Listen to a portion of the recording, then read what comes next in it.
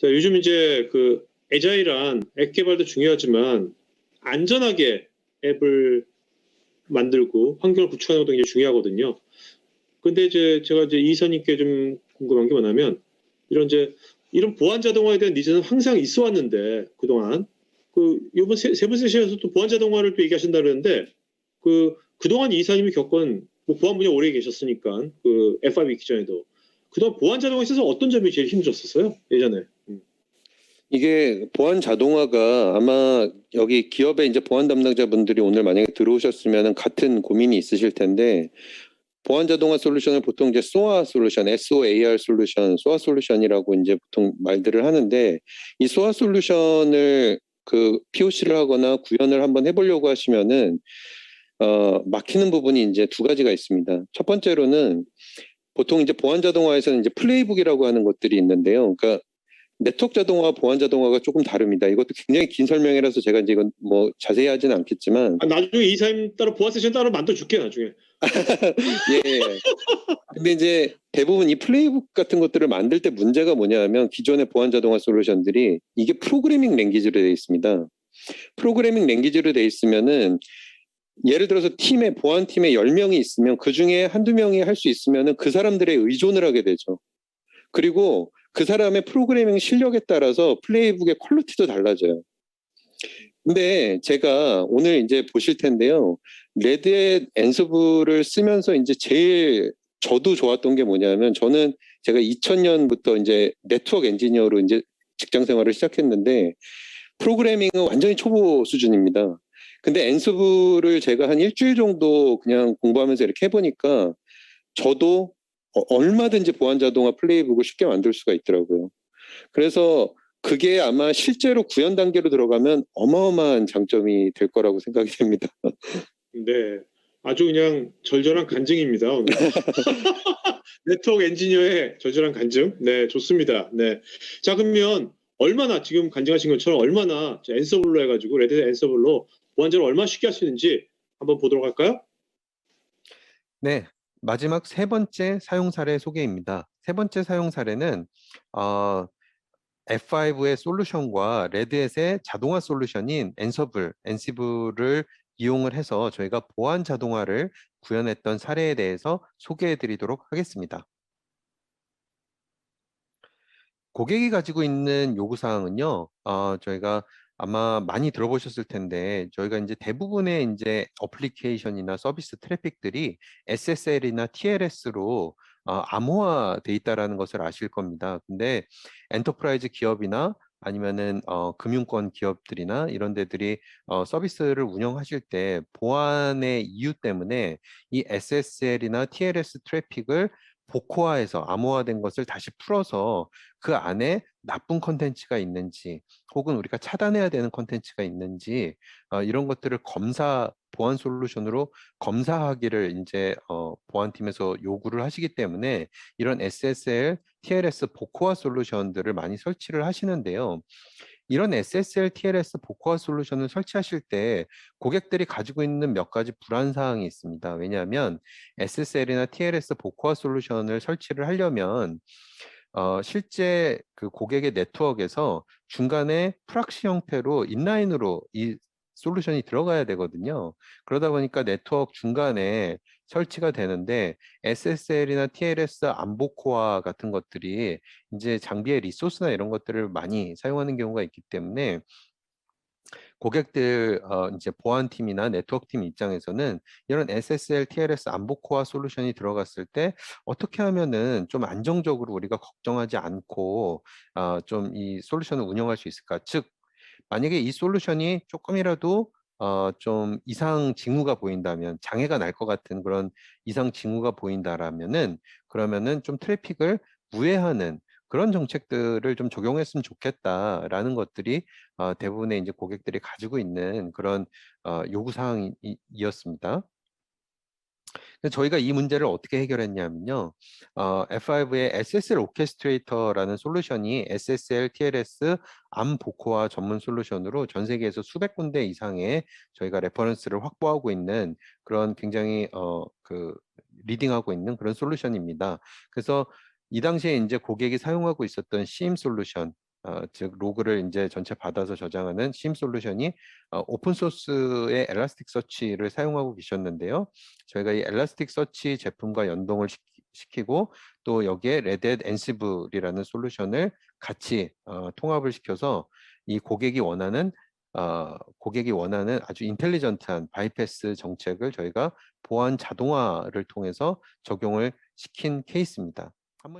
예를 들어서 내부 사용자가 외부로 이제 접속을 하는데 이제 갑작스러운 SSL 트래픽이 증가한다든지 아니면 SSL 트래픽이 증가하지 않더라도 다른 어떤 사유로 인해서 만약에 SSL 안보코어 솔루션에서 CPU 사용량이 증가한다든지 어쨌든 저희가 지정해 놓은 어떤 모니터링의 임계치 값에 어떤 이유에서든지 이제 그 장비가 임계치 값에 올라가는 그런 징후가 이제 저희가 보인다라고 했을 때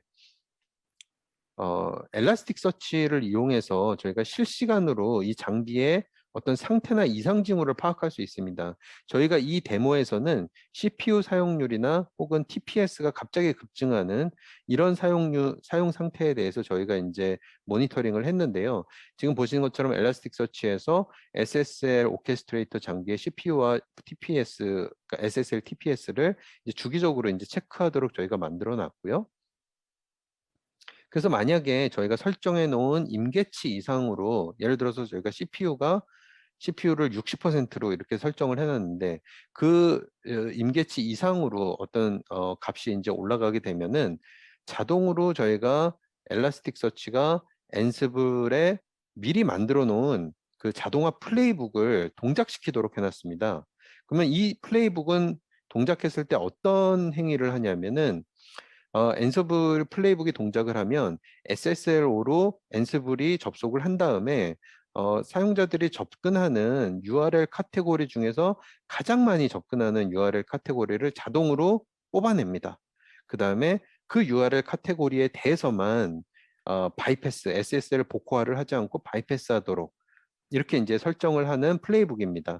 그래서 이제 바이패스 정책을 적용했다가 만약에 장비가 원래대로 돌아오면은 또 자동으로 다시 복호화 정책도 들어갈 수 있게 이렇게 해서 사용자가 손을 대지 않은 상태에서 장비가 이제 이상 징후가 있을 때는 바이패스했다가 이상 징후가 없어지면 다시 복호화를 하고 이런 것들이 동작하도록 되어 있다라고 보시면 되겠습니다. 그럼 실제 데모를 가지고 한번 설명을 드려보도록 하겠습니다. 지금 여기 보시면 CPU 사용량과 SSL TPS 초당 SSL 처리량을 모니터링 하도록 제가 이제 설정을 해놨습니다. 지금 보시는 것처럼 SSL TPS가 정상적으로 이렇게 계속 모니터링 되고 CPU 사용량도 이제 정상적으로 50% 및 평균 한 30% 정도에서 머무는 것을 보실 수가 있습니다. 왼쪽 위가 SSLO의 CPU 사용량, 밑에가 TPS 사용량, 그리고 오른쪽이 엔시블의 이제 로그라고 보시면 되겠습니다. 지금 보시는 것처럼 TPS가 갑자기 올라가면서 SSL 오케스트레이터의 CPU 사용량이 70%로 확 하고 올라가니까 이제 지정된 미리 만들어 놓은 엔시블의 플레이북이 자동으로 실행되는 것을 이제 보실 수가 있습니다. 엔시블의 플레이북이 자동으로 동작을 하면서 SSL 복호화가 자동으로 이제 바이패스 적용이 되는 것을 보실 수가 있습니다. 그래서 시큐리티 폴리시의 빅IP에 들어가서 보면은 이제 트래픽이 갑자기 이제 튄 경우에 자동으로 이제 특정 카테고리에 대해서 엔시블 플레이북이 바이패스 설정을 건 것을 이제 손쉽게 이제 확인을 하실 수가 있습니다. 네, 지금 바이패스가 정상적으로 적용이 됐기 때문에 제가 이제 사이트에 들어가서 보면은 지금 보시는 것처럼 바이패스가 적용이 됐기 때문에 네, 더 이상 이제 중간에 안복호화 장비에서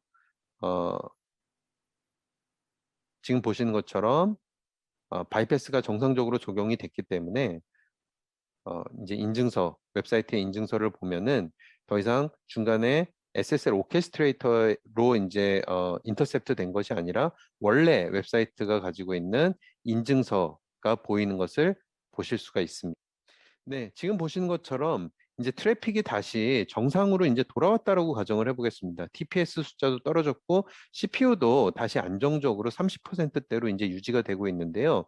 그러면 아까 말씀드린 것처럼 5분간 트래픽의 CPU의 평균이 이제 40% 밑으로 떨어졌기 때문에 지금 다시 미리 설정된 또 다른 엔시블 플레이북이 실행이 되는데 이 엔시블 플레이북은 다시 장비가 원상태로 돌아왔기 때문에 다시 복호화를 시작해라 라고 이제 장비에 설정을 해주는 그런 플레이북입니다. 네, 여기에서 저희가 세 가지 이제 말씀드릴 점은 첫 번째로 SSL 오케스트레이터와 엘라스틱 서치 그리고 레드햇 엔시블을 통해서 어떤 시스템의 어떤 이상 징후 혹은 어떤 특정 모니터링 임계치 이런 것들을 통해서 갑작스러운 어떤 행위들 뭐 이상 징후라든지 이런 것들이 나타났을 때 실시간으로 이것을 모니터링하면서 사람의 개입이 전혀 없이 어떤 행위를 할 수 있는 보안 자동화를 구현할 수 있다라는 점이고요. 두 번째로는 엔시블의 굉장히 강점 중에 하나인데요. 근데 엔시블 같은 경우에는 YAML 파일 형식으로 되어 있기 때문에 누구든지 프로그래밍 전문가가 아니어도 한 몇 시간 정도만 좀 문서를 찾아보고 이렇게 하면은 누구든지 쉽게 직관적으로 이런 것들을 만들 수가 있기 때문에 굉장히 쉽고 이제 보안 자동화를 아주 최소의 비용으로 쉽게 접근할 수 있다는 아주 큰 장점이 있습니다. F5와 Red Hat Ansible을 통한 SSL TLS 가시성을 좀 더 쉽게 해줄 수 있고 부하를 줄여줄 수 있다고 하셨는데 부하를 줄여주는 것이 바이패스일 것 같은데 이런 바이패스로 보안이 저하되는 것은 아닌지요? 네, 굉장히 좋은 질문이신데요. 저희가 이제 예제로서 지금 바이패스를 제가 이제 보여드렸습니다. 그러니까 액션으로서 제가 이제 바이패스를 보여드린 건데요. 이것은 이제 제가 예제로 보여드렸을 뿐이고요. 굉장히 다양한 액션들을 취하실 수가 있습니다. 예컨대 스레스홀드를 넘었으면 굉장히 수동적으로 그냥 보안 담당자한테 이메일만 전송해서 노티만 줄 수도 있고요. 아니면은 바이패스를 하긴 하는데 원래 괜찮을 때는 뭐 보안 장비 3개로 트래픽을 보내다가 어떤 스레스홀드가 넘어가게 되면 보안 장비 2개로만 보낸다든지 뭐 이런 식으로 아니면은 어떤 특정 트래픽을 차단한다라든지 나머지는 그냥 복호화를 하고 막 이런 식으로 굉장히 다양한 방법으로 액션들을 취할 수가 있습니다. 제가 오늘 보여드린 거는 이렇게 할 수 있다라는 예제와 가능성에 대해서 이제 보여드린 거고요. 실제 어떤 액션을 엔서블을 통해서 구현할지는 고객과 이제 저희가 상의를 해서 굉장히 다양한 액션들을 취할 수 있다라는 말씀을 드립니다. 이 영상이 마음에 드시면 좋아요, 구독 부탁드립니다.